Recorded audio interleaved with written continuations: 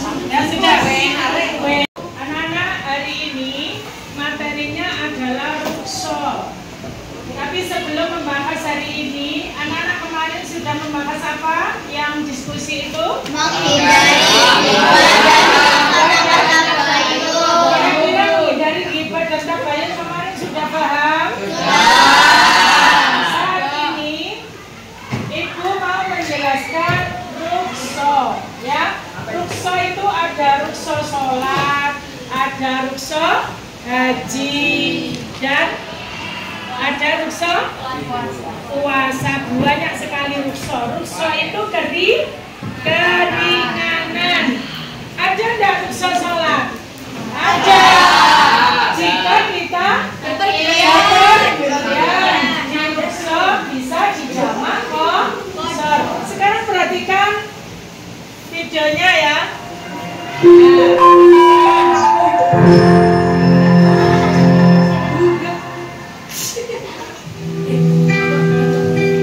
Assalamualaikum warahmatullahi wabarakatuh. Doa terbaik kami ucapkan bagi sobat belajar semua. Semoga kita selalu mendapat rahmat dan hidayah dari Allah Subhanahu wa Ta'ala. Pada kesempatan yang berbahagia ini, video pembelajaran yang akan kita bahas adalah memahami makna rukso. Semangat belajar dan semoga sehat selalu ya. Allah Subhanahu wa Ta'ala memberikan keringanan dalam beribadah yang disebut dengan rukso. Rukso secara bahasa artinya ringan atau mudah. Rukso secara istilah yaitu sesuatu yang disyariatkan berkaitan dengan kondisi tertentu karena adanya uzur. Uzur merupakan suatu halangan yang menyebabkan diperbolehkannya rukso. Jadi rukso adalah ketentuan yang disyariatkan karena keadaan sebab yang memperkenankannya untuk berbeda dari hukum asalnya.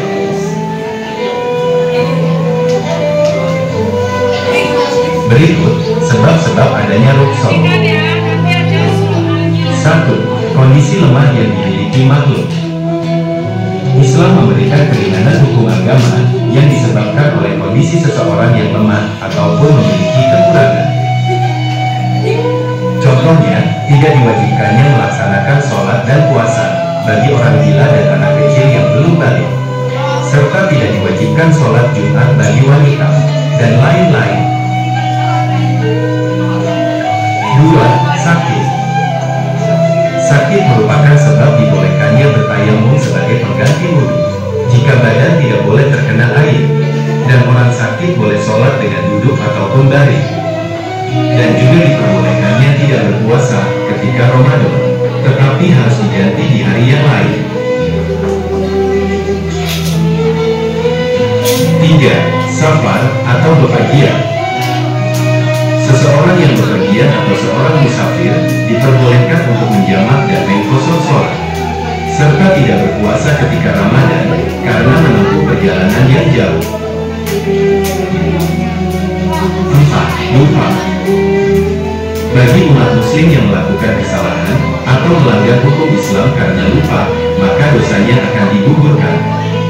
Misalnya, seseorang yang lupa makan ketika ia sedang berpuasa, atau seseorang yang lupa tasyahud awal ketika sholat, ibadahnya akan tetap sah.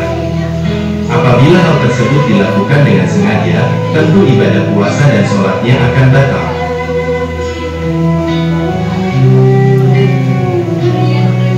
5. Terpaksa.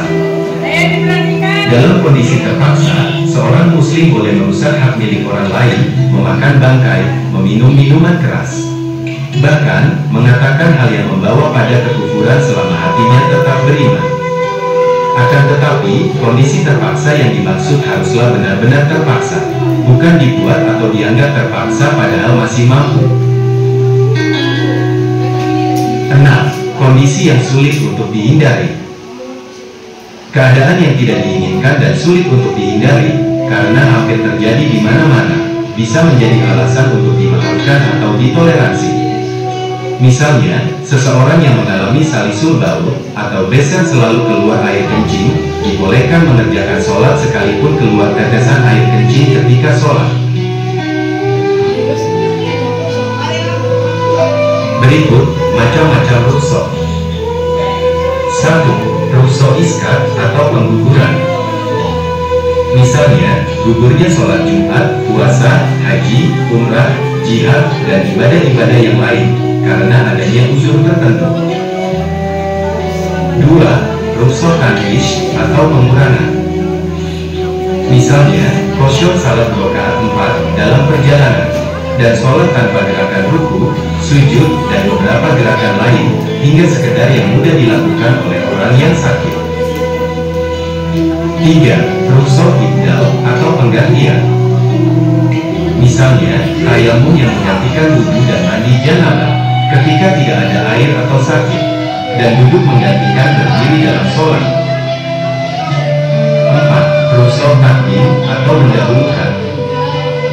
Misalnya, sholat jamaah takdim dan mendahulukan pembayaran zakat fitrah pada bulan Ramadan. 5. Rukso takhir atau mengakhirkan. Misalnya, sholat jamaah takhir dan menunda puasa Ramadan bagi orang yang bepergian. 6. Rukso tahish atau peringanan. Misalnya, minum arak bagi orang yang tersedak atau saat tidak ada minuman halal, dan mengkonsumsi barang najis untuk pengobatan.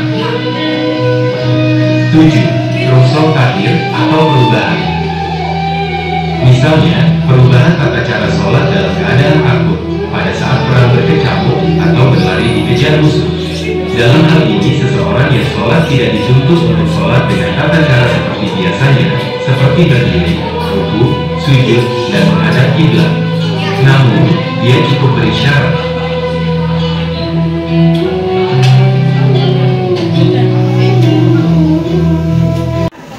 Jelas ya, sudah saya jelaskan dan sudah mengamati video.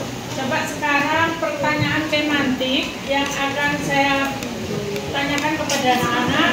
Apa makna rukso? Siapa yang bisa? Apa makna rukso? Ya, yang bisa katakan. Ya, silakan. Rukso secara bahasa artinya ringan atau mudah. Ya. Rukso secara istilah yaitu sesuatu yang disyariatkan berkaitan dengan kondisi tertentu karena adanya uzur. Rukso adalah ketentuan yang disyariatkan karena keadaan sebab yang memperkenankannya untuk berbeda dari hukum asalnya. Ya, saya kasih 98 untuk siapa? Nabila Sirin. Nabila Sirin 98. Untuk pertanyaan kedua, mengapa agama mengajarkan rukso? Siapa yang bisa? Ya, berdiri. Agar ibadah yang diperintahkan dapat dilaksanakan dengan sebaik-baiknya tanpa memberatkan dan membebani umat Islam. Ya, Rasha. Ya. Ya, saya kasih nilai 98 juga. Untuk pertanyaan ketiga, apa saja rukso dalam sholat, puasa, dan haji? Siapa yang bisa? Yang laki-laki mana? Pada yang angkat tangan. Ya, silakan berdiri. Rukso sholat, bepergian, Ya. rukso puasa, orang sakit, orang yang sedang bepergian, wanita haid atau nifas, wanita hamil atau menyusui, orang tua renta yang tidak mampu menjalankan ibadah puasa. Rukso haji, ibadah haji diturunkan hanya sekali seumur, hanya bagi orang yang mampu. Haji dilaksanakan seumur hidup, Ya. sekali seumur hidup. Ya, sudah dijawab. Saya kasih nilai 99. Nama Chelsea. Ya. Ya. Sekarang pertanyaan berikutnya, nomor 4. Apa hikmah rukso dalam menjalankan perintah agama? Ya, Pak perempuan Pak yang menjawab. Nama nomor absen.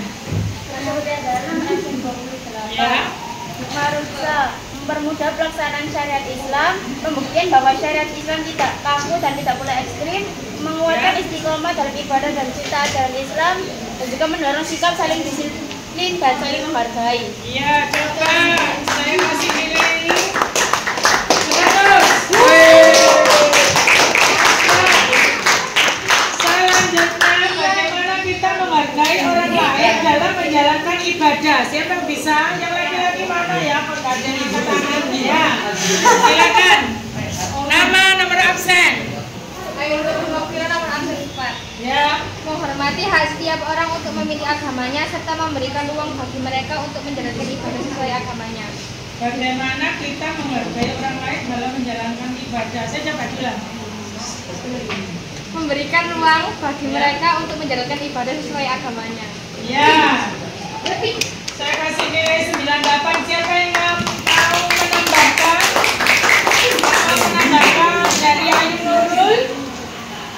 Ya, kalau sudah, silakan nanti kalian buka pantun di sini di buku. Silakan dibaca pantunnya. Ya, semuanya dibaca. Jadi yang buka di buku. Jawab pertanyaan nanti saya tanya dari pantun tersebut. Silakan kalian baca pantun tematik untuk memperoleh pemahaman makna yang tersirat tadi ya. Silakan semuanya membaca. Ya. Habis dibaca itu dipahami apa makna yang terkandung di dalam buku. Ya. Ya sudah. Silakan semuanya membaca. Ya pantun tematik sama mudik mari bertafakur. Mana? Sudah ketemu. Nah ini kamu baca. Nah, ya.